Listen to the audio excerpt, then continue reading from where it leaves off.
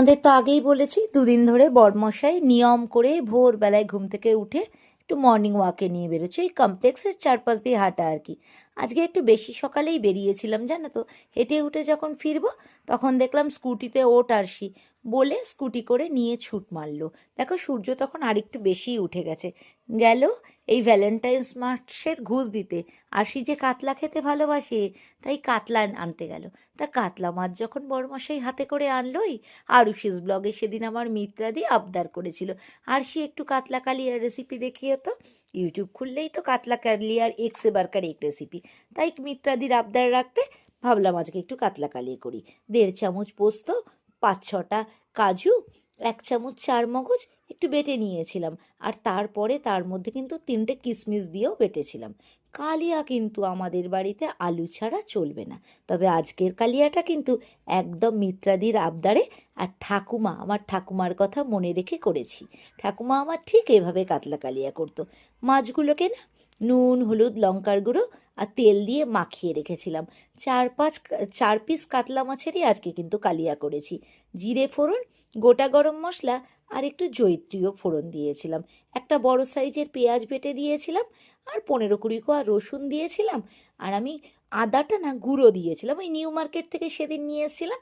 সেই আদা গুঁড়োটা দিয়ে একটু নাড়িয়ে ছাড়িয়ে একটা বড় সাইজের টমেটো বাটাও দিয়ে দিলাম।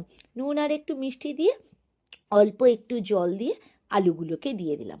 একটু নাড়িয়ে চাড়িয়ে আলুগুলো তো হাফ ভাজা হয়েই ছিল, আর একটু নাড়াচাড়া করতে করতে আর ঢাকা দেওয়ার পরে আলুগুলো বেশ সুন্দর মতন ভাজাও হয়ে গেল।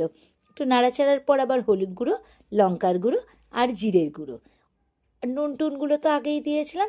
প্রতি পর্বেই কিন্তু একটু একটু করে আমি জলের ব্যবহার করেছিলাম, আর মিনিট 5 করে ঢেকেও দিয়েছিলাম। তারপরে ওই যে বেটেছিলাম কাজু, চারমগজ, পোস্ত আর কিশমিশ, সেই বাটাটা দিয়ে আবার একটু নাড়াচাড়া করলাম। দেখলাম একটু বেশ সুন্দর করে এটা আলুটা সিদ্ধ হয়ে গেছে। 2 হাতার মতন দুধ দিয়েছিলাম। ঠাকুমা না কালিয়াতে দুধ দিত। তারপরে দুধটা একটু ফুটু ফুটু হলে দেখলেই তো 1 কাপ মতন জল দিয়ে সেটাও ফুটে গেলে মাছগুলোকে দিয়ে ঢেকে দিয়েছিলাম মিনিট 5-7 জন্য। কাতলা কালিয়া রেডি। ইউটিউব জুড়ে তো অনেক কাতলা কালিয়ার রেসিপি দেখো। একবার আমার ঠাকুমার হাতের এরকম কাতলা কালিয়াটা রেঁধে খেয়ে দেখো না। কটা কাঁচা লঙ্কা চিড়ে দিয়েছিলাম গো ঢাকনি দেওয়ার আগে। আর নামানোর আগে 1 চামচের মতন ঘি দিয়ে ঢেকে 5 মিনিট রেখে দিয়েছিলাম। গরম ভাতের সঙ্গে কাতলা কালিয়া খেয়ে ঠিক ঠাকুমার কথা মনে পড়ে গেছিল। চলে গিয়েছিলাম পুরনো দিনের কথায়। আজকে আমিও চলে যাব এই গল্পের ঝুলির থেকে। আবার তোমাদের সঙ্গে দেখা হবে। আজ তাহলে আসি, আমি তোমাদেরই আরশি।